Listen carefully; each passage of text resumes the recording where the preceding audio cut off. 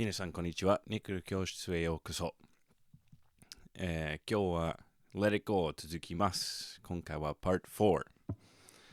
前回はブリッジまでやるって言ったんだけど、本当に毎回はちょっと長すぎになっていますので、Verse Part 2だけやります。よろしくお願いします。また英語で説明を行いますが、ここの方に日本語の G マークをつけていますので、どんな英語レベルの方でも大丈夫だと思います。それでは始まりましょう。Okay, so after we finish the chorus, we have two chords that we got to play as like connecting chords to get into the verse. We're going to go back to Travis picking. These first two chords, though, are going to be kind of the normal pattern. Again, your middle finger is going to always stay on the B string. Your pointer finger is always going to stay on the G string. Your thumb will be bouncing between the root note and something else. It changes from chord to chord, but always the root note. The root note will always be on 1 and 3. The other note will be on 2 and 4. And so the first chord is this open G, and then the second chord is going to be the D chord that we played from the pre-chorus. So with our normal pattern, we got 1 and 2 and 3 and 4 and 1 and 2 and 3 and 4 and that rhythm, I've already said this a bunch. It's the rhythm that we've used over and over and over again. So it should be, if you've been going along with this series so far, that rhythm should be in your head now. But if not, tabs. Just follow along. There you go. Then we get into the actual verse part. So now we're going to go back to our E sus4 chord. And this is going to follow that same pattern again. So 1 and 2 and 3 and 4 and then we're going to go up to C major 7.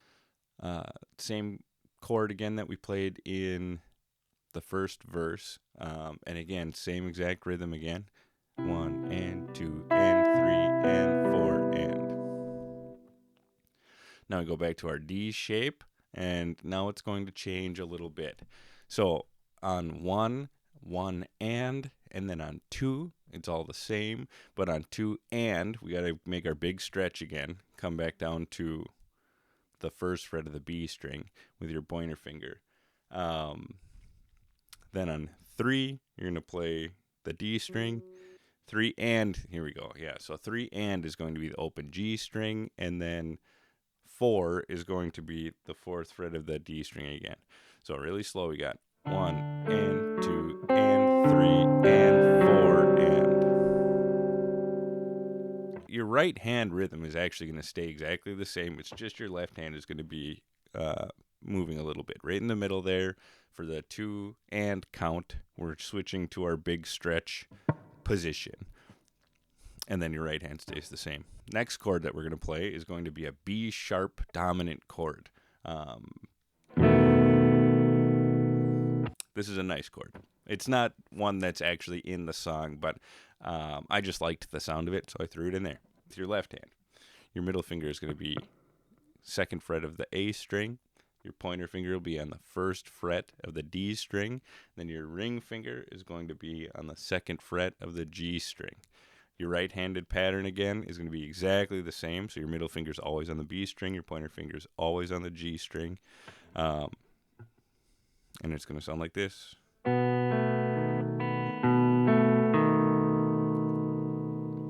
Go back to our E sus4 chord now. And if you know the first verse, we're going to be doing the E sus4 pattern now from the second half of that first verse. On 3 and, you put your pinky down on the third fret of the B string and you play your pointer and middle fingers together.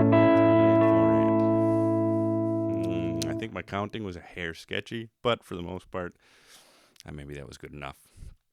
Okay, that's going to wrap up verse 2. Next time, we're going to just touch on the pre-chorus and the chorus again. it doesn't change anything about what your left hand does or the timings or anything like that. It's just going to be a simple strumming pattern instead of the plucky stuff that we did before.